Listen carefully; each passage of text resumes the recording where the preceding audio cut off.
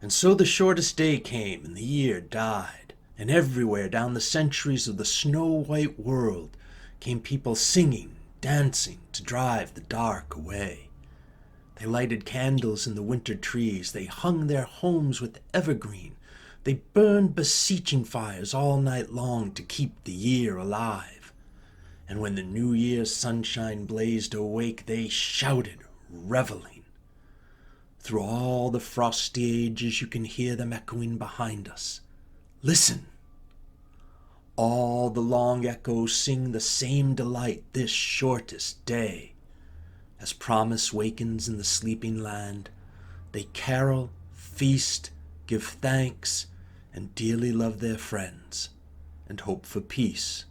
And so do we here now, this year and every year.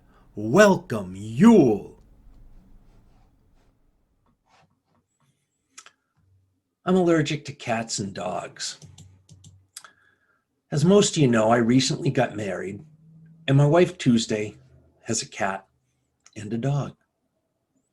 The cat Fiona and I inhabit an ongoing truce. We stay away from each other. It's like Cold War detente. The dog Pancake and I, however, have become good friends. For whatever reason, I am much less allergic to Pancake than I am to some dogs. If I don't rub my eyes after touching her and we vacuum the house regularly, it's not very bad at all. So I'm experiencing having a pet for the first time in my life in my 50s. I've fallen in love with the dog almost as much as with my new wife. Pancake has an interesting history. She's from Nepal. Tuesday's best friend and oldest friend, Corey, adopted Pancake while working in Kathmandu 5 years ago. Pancake was the daughter of a street dog who roamed the neighborhood where Corey lived.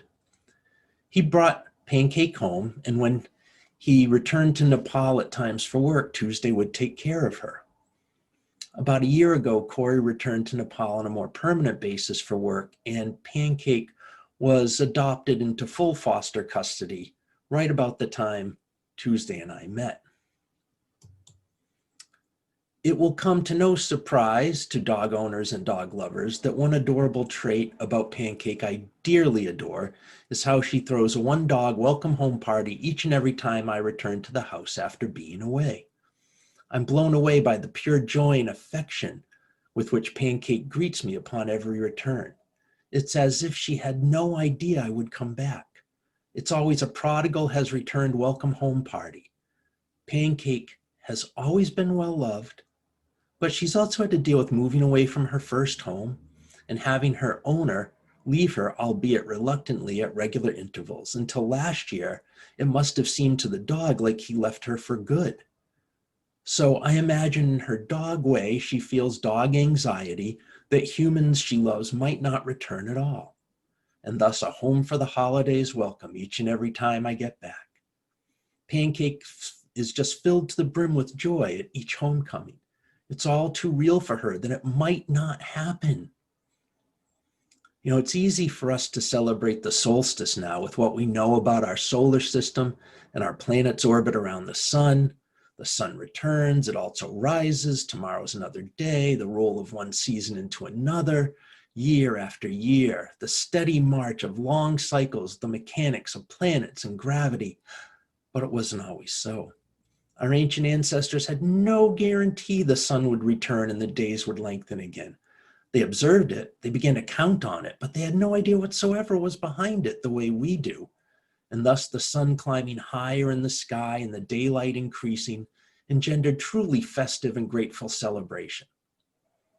Solstice takes on a particularly strong meaning this year as we delve into the theme of stillness for December. For solstice actually means the sun stands still. From solstice to December 24th, if you watch the sun rise and set, it will seem like it rises and sets in the exact same place in the horizon each day. This is where solstice gets the name, sol setit. Sol is Latin for sun, and stetit is the third person perfect tense of the verb stow, which means, depending on usage, context, to stand, stay, anchor, or remain. Solstice is literally when the sun stands still. Living through a global pandemic with social distancing, isolation, quarantine, it seems like life has stood still in many ways for the better part of a year. As we reach solstice this year, there is a new federal administration on the way and a COVID-19 vaccination finally on the way. We are impatient for the metaphorical and symbolic, but very real return of the light to accompany the literal return of the light and the sunshine. This past year has been made worse by the Trump administration's neglect of fact and science and compassion. For the first time in our lives, it seemed that the way of good and right and love and kindness might not win. It became increasingly real that a democracy and our way of life and the constitutional rule of law we take for granted might not survive. All of a sudden, adding to the frustration and fear of pandemic illness was the very real possibility the next day might not dawn. That winter wasn't just coming, but might last for years and not just one season. In the middle of the experience of pain and hurt and anguish and anxiety, it seems like life has always been like that, difficult and despairing, and always will be. It seems like existence itself is remanded into an internal limbo of misery. And yet, as soon as things get better, as soon as survival is ensured, as soon as we feel healed, it seems as if the improvement came just in the nick of time, that we would not have survived a moment longer in anguish and torment. This very human reality is what's behind the saying, it's darkest before the dawn. The first documented attribution of the idea that it's darkest before dawn is from the English theologian and historian Thomas Fuller from a 1650 work called Episcopite Palestine and the Confines thereof, in which he writes, "It is always darkest before the day dawneth." Many Unitarian Universalists are like Mr. Spock. We are sticklers for scientific fact and logic. We know that the night is not darkest before the dawn, but actually darkest at the midpoint between sunrise and sunset. It actually gets brighter and brighter from midnight to the dawn in the same way that the length of days grows steadily from winter to summer solstice. And it most certainly seems that way now. There's a COVID vaccine, a more compassionate, competent administration on the way. There's a little more sunlight each day. We are getting better and brighter bit by increasing bit. There are still some dark days ahead before the dawn. The incompetent handling of the pandemic at the federal level for so long will mean a true winter battle against the virus, even as vaccinations begin. And there's a new administration taking charge with the grown-up in control. And we are by no means out of the woods yet. A lot of damage has been done to our government, our democracy, our shared connection and kinship with each other as Americans. So, as the new day's sunshine blazes awake, we wake to the reality that although the light is returning, it does not mean that the darkness will be gone permanently. There is plenty of work still to do. I hope we take this opportunity to grow, not to go back to normal, but to create a more equitable and just society. For now, in the cold of winter, let us celebrate the return of the sun, the rebirth of a new spirit of activism for racial, economic, and environmental justice, the rebirth of community and compassion, not only the rebirth of the sun and the lengthening of days, but also a true renewal of the spirit. I invite you all to join me in a moment of meditation for the solstice written by Judy Ann Knock. The womb of the Great Mother is the cauldron of transformation. The spark contained within her signifies the rebirth of the God. May we receive her gift of the promise of new life with gratitude. The darkness of the night sky is the body of the goddess. She is adorned with the beauty of the stars.